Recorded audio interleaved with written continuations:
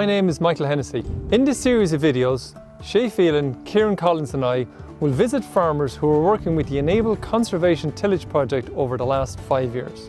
We will visit these farms throughout the year to see how they're getting on using their establishment system, but also to see how they're controlling grass weeds in these systems, of which some of the weeds are problematic on many of the farms.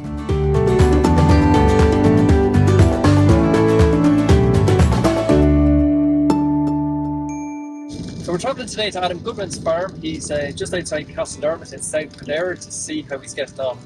Geez, Veronica, it's not a great day for doing this, but it's fairly well raining. I hope you have rain gear with you. The hat here, ready to go. So even though Adam is in a plough-based system for a long time here, there's still a number of weed issues on the farm as well.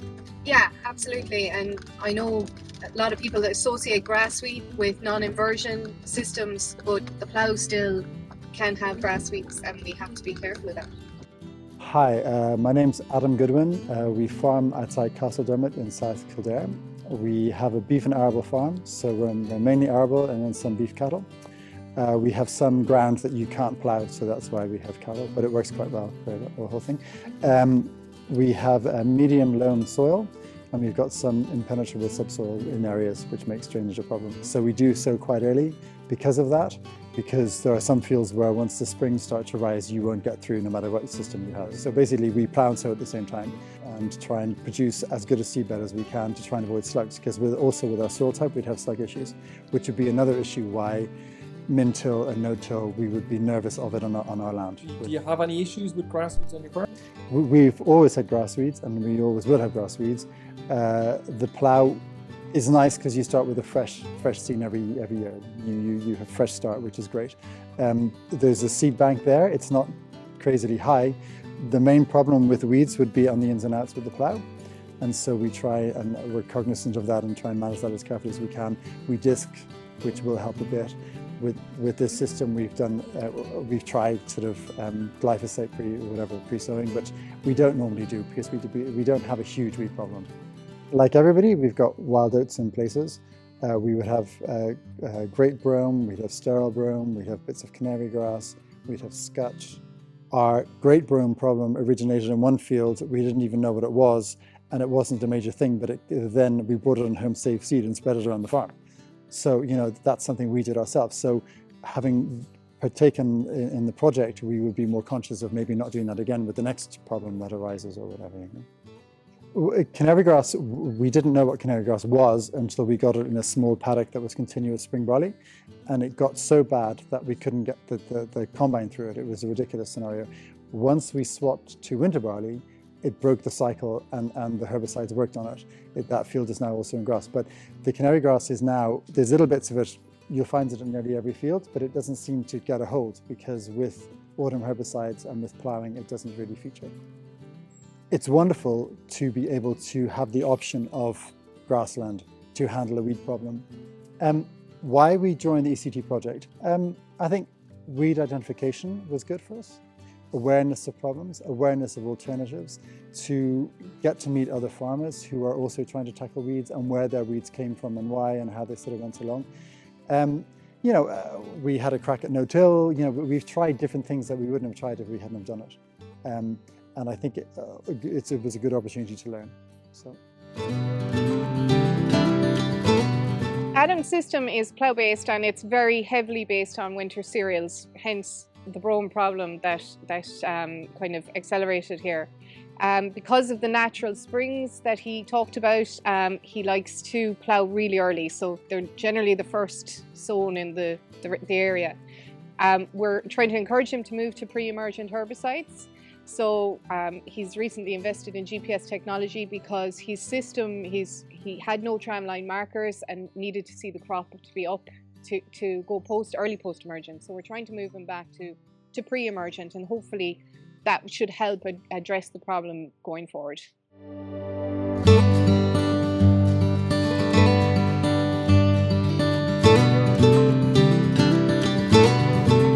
So I'm going out again to Adam Goodwin's farm near Castledermot in South Kildare. It's early June, the sun is shining, it's lovely warm outside, which is a big contrast to the last time we visited Adam in March. The rain was falling and it was a bit miserable, so we're hoping to really get out into the fields and have a much better look at some of his crops and see how he's getting on with the validation area and the controlling grass weeds on his farm. On each farm, the ECT project selected a field with a high weed burden to monitor management practice. The ECT project staff used a grid methodology to count weeds each year before harvest. The results reflected how successful or not the weed control measures worked. On the map, squares coloured blue or green have a low weed population, and squares coloured orange or red have a high weed population. This validation area, this is the field we were looking at over the course of the project so far. So we started off with winter oats, and in the winter oats we can see there was a bit of brome starting to come through, and obviously with that might have been missing maybe a little bit that was down under the brome as well. When the lads are here doing a bit of the assessment of that. So from there, where did you go on to then? What crop was the next? So afterwards we went to winter wheat. Winter wheat, okay. So then in the winter wheat then, because of the fact that we have more control options, I suppose, in the winter wheat. So from that there, you kind of ended up, and there was a little bit more brome kind of coming into that winter wheat again. Would that be right to say? Probably always a bit of brome. There's always a little bit of brome in that.